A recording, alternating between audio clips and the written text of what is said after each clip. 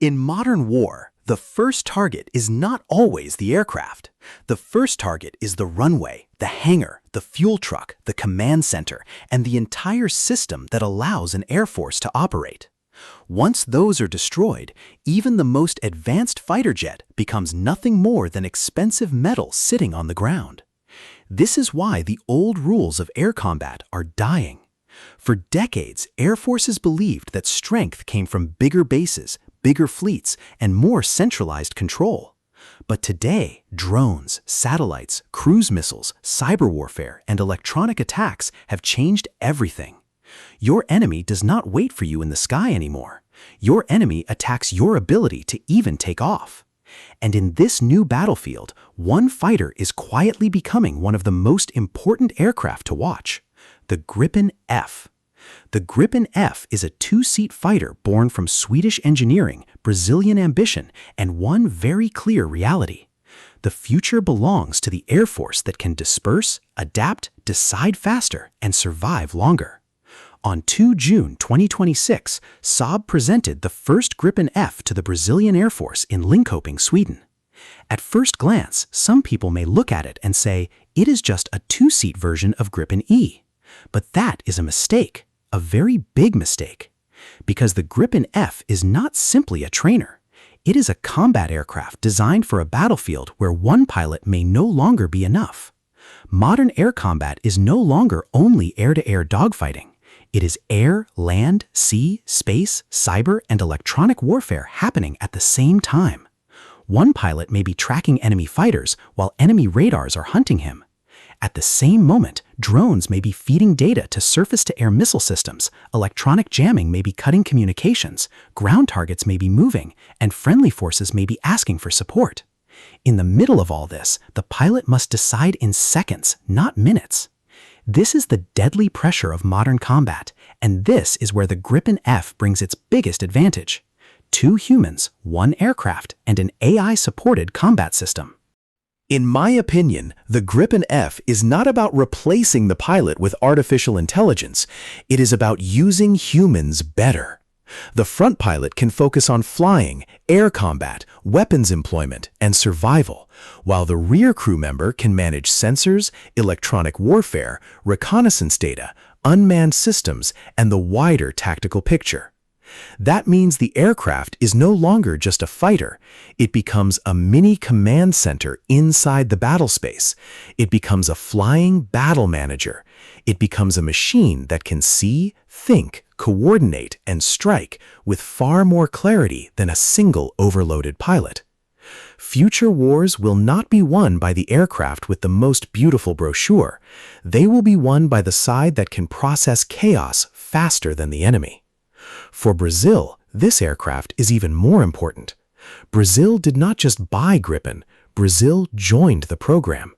The original deal includes 36 Gripen E and F fighters, with 28 single-seat Gripen E and 8 two-seat Gripen F aircraft.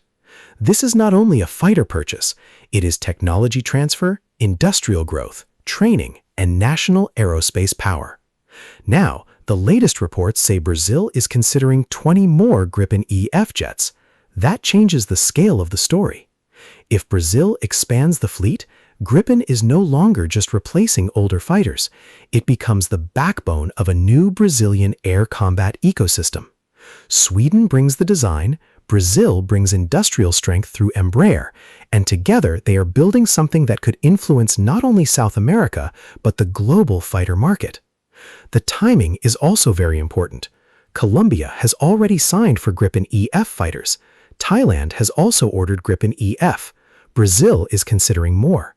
Ukraine's war has pushed every air force to rethink survivability. Suddenly, Gripen is not standing quietly in the shadow of the F-35 conversation. It is creating its own category. Not stealth first, not cost blind, and not dependent on perfect air bases. Instead, Gripen is agile, dispersed, networked, and survivable. This is the Gripen philosophy, and honestly, this is why I think the Gripen F may become more important than many people expected. The most important research point is this: modern warfare is making stationary bases dangerous. Ukraine has shown the world that fixed infrastructure can become a trap. Missiles do not care how advanced your aircraft is if they destroy it before takeoff. That is why Gripen's ability to operate from roads, small airstrips, and dispersed locations is not just a nice feature, it is survival. When you add Gripen F into this doctrine, you get more than you get pilot survivability, faster training, and operational conversion inside the same fighter environment.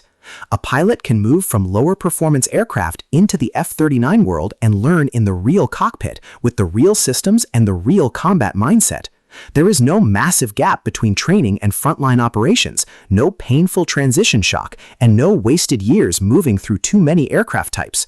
Traditionally, becoming combat ready could take years. A pilot would move from basic trainer to intermediate trainer, then to advanced jet, and only after that to a frontline fighter.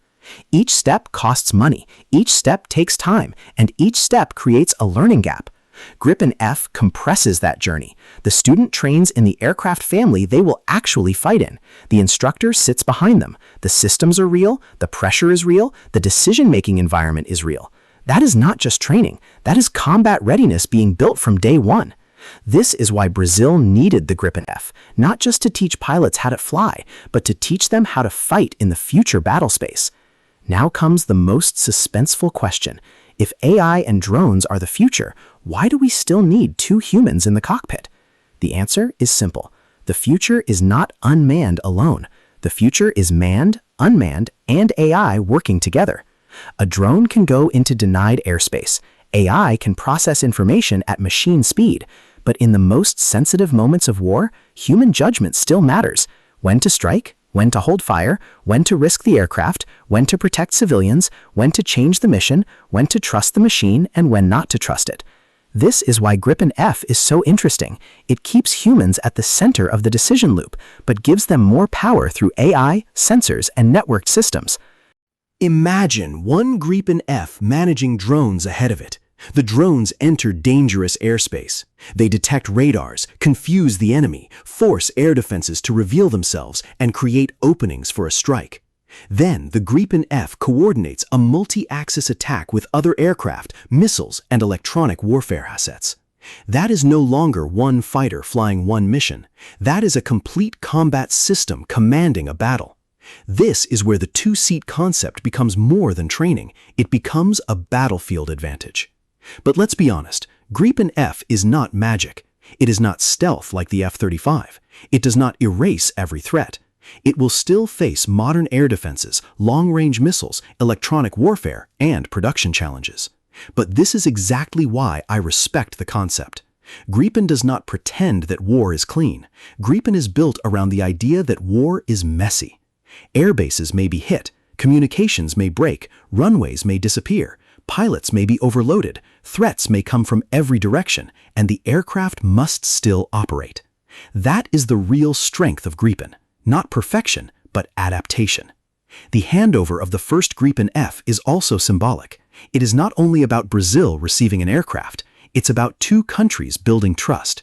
Sweden and Brazil have different geography, different cultures, and different defense needs, but they share one strategic idea. Future air power cannot be built alone. It needs partnership, technology sharing, industry, and pilots who can think faster than the enemy. It needs aircraft that can evolve with the mission. This is why the Gripen F matters. It represents a shift from aircraft as platforms to aircraft as living systems. Systems that train, fight, coordinate, and adapt. So here is my conclusion. The Gripen F is not just Brazil's new two-seat fighter. It is a warning to the old air combat model. It is a warning that the future will punish slow training, fixed bases, overloaded pilots, and rigid doctrine. The future battle space will be fast, electronic, chaotic, and unpredictable. In that world, the winner may not be the biggest air force. It may be the one that adapts fastest. Gripen F gives Brazil a powerful training platform, a real combat environment from the beginning, more flexibility for commanders, and a second brain inside the cockpit. It gives Saab a new story to tell the world. Air power is not only about stealth, speed, or weapons. It is about surviving the first strike, understanding the chaos, and making the right decision before your enemy does. That is why Gripen F is dangerous. That is why Brazil's role is historic. And that is why the future battlespace may have just received one of its most important fighters. The question now is not whether Gripen F can train the next generation of pilots. The real question is this: can it redefine how future air wars are commanded? And if Brazil expands its Gripen fleet, the world may get the answer sooner than expected. Subscribe for more deep defense analysis, fighter jet updates, and future air combat stories.